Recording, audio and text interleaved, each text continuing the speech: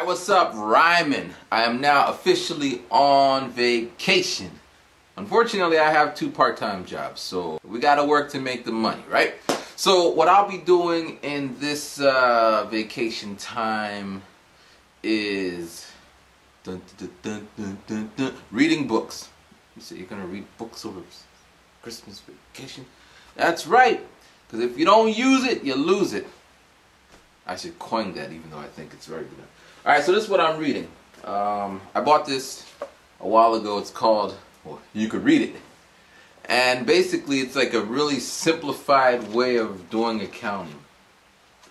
And even though it's really simple, it's still kind of hard for me. But you know, you gotta get in where you're getting. I did fail the class. I learned an important lesson though. Technically I didn't have to fail the class. I failed the class on principle. Cause I was like, you know, I don't want to just pass the class and not know how to do the stuff in the next class. And she's like, you know, technically we don't need what we learned in accounting 1 and accounting 2. I'm like, really? And what's the point of putting 1 and 2? It should just be accounting something something and accounting something something. But it is what it is. So, you know, as they say, you learn when you fail. And when you fail, you're learning. So go out there and fail. People like, why aren't you studying? Because Ryman told me to fail. So then next, you know, secrets of successful people. Successful people be being all successful and stuff. And they'd be like, how do they do it? And this book is really basic. Like here's number 7. There's plenty of time. Whatever dreams we have, we practically hear the clock ticking. Our family and friends and even the media all make us wonder when we will get there. Why aren't we there yet? And it goes on to say, we got all the time in the world. Just take your time, step by step, yada, yada, yada. So my idea is I'm going to wake up in the morning and read a few pages to get my mind in success mode. Because a long time ago I discovered that if I like wake up and check some negative emails from YouTube, it puts me in the mindset all day like, why they do that for, man? I'm gonna show them.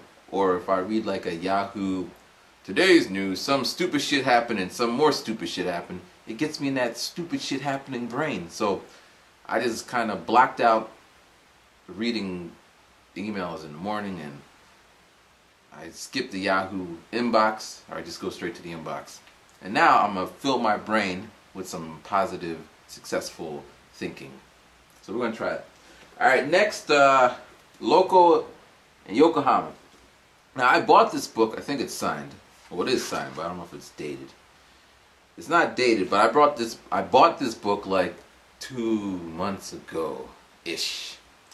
And maybe a month later, Loco was like, yo, you finished my book? And I'm like, no. Yeah, but I told him I'm going to read it over the break.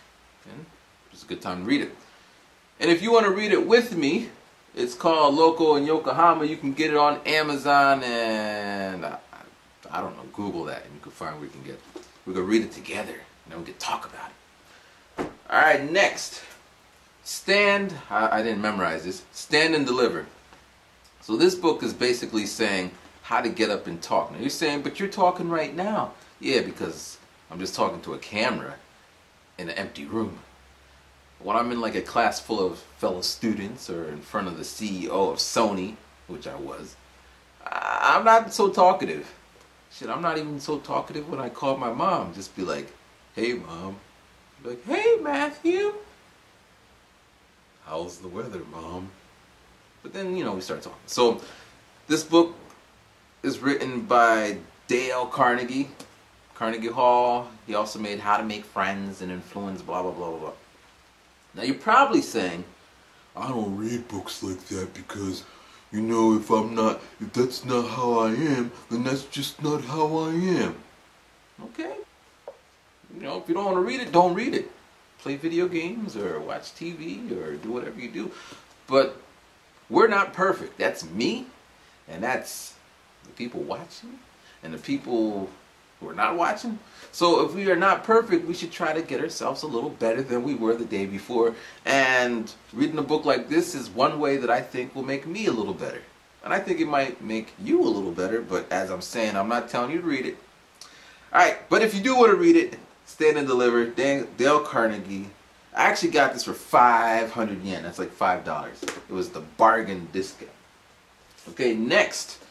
Networks Without a Cause. This book is about stupid comments. Basically, how comment culture is cultivated in this current circumstantial situation. Yeah. Because I'm always fascinated that it doesn't matter what you are looking at on the web. It could be a bug, a little red bug and a little white bug. A little red bug and white bug are doing their buggy thing. And somebody will capture this and say, oh, look, a little red bug and a little white bug doing a little buggy thing. And then maybe, you know, their friends, immediate friends will say, oh, that's so cute. And their girlfriend will say, oh, that's so cute. But then, out of nowhere, some guy's like, that's racist. Because you said white. You said red. And then the next guy will, that's not racist. It'd be only racist if, and then he'll define what racism is. And then the next guy will, no, and they'll just go on and on and on and on and on and on and on and on and on and on and on and on. And then they start getting all angry and, ooh, and I always, because I don't have time to do that. If I go on online, I see something I don't like, I turn it off, click, I delete it, I block it. These things are easy to do, and it saves me the mental pressure. I was thinking somebody must have did some research about this. This just can't be a phenomena. And this guy, Gert Lavink, he wrote a whole book about it. He got like 3 books about this. And this is the type of shit that I'm into, because I'm not a big fan of somebody who's just giving their opinion with no research to back it up. You know, if I want to see if this guy is really what he is about, I can go to the back and it has a bunch of footnotes, Wall Street, and jargon of authenticity and shit like that. So it makes it more easier to say, okay, I might not agree with what he's saying, but I can go back to the source and My friend, we'd be out doing something, and we see something, some kind of phenomena, rainbow or hail or, I don't know, anything. And then we all would think, I wonder how that came to be. And then one friend would say, my dad said that. And then we kind of, oh, okay. Because dads know everything when you're that young.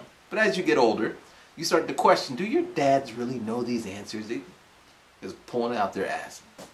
Next book, Hip Hop Japan.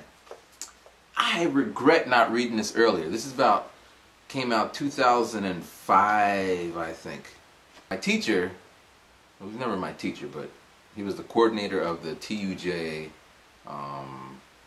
class. And he was writing a similar book.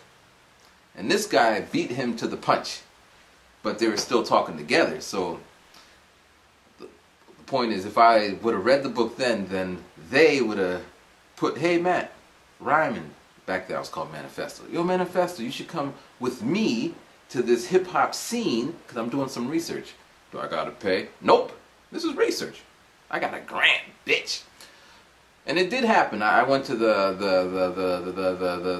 Destiny's Child concert with a press pass because my teacher, it wasn't my teacher, the coordinator said, yo man, you want this? I was like, sure. And he sent me off to all these different places. And then another thing is, I came to Japan with a kind of mindset that I'm going to do A, B, and C without knowing what the environment was in Japan. I think that's the biggest mistake that I make, and the biggest mistake that people I see who, you know, email me make. They're like, oh, we're just going to do this shit with no regard to what's going on there. Like, I was under the assumption, since I didn't see any hip-hop on TV, or I don't see any that the hip-hop scene couldn't be as big as it is in, did I just say it is? I don't care, I'll say it again. I was under the assumption that it couldn't be as thriving as it is in America. Because in America, you see hip-hop everywhere. It's in the media and In Japan, you don't see it, so I assumed it wasn't here. And it was my plan to make it blow up. And after like being here 8 years, I still don't see it, but it is here. It's just, it grew in a different way. And this guy actually was talking to a lot of the people that we may know of, because they got bigger and now they're on Wikipedia and all that shit.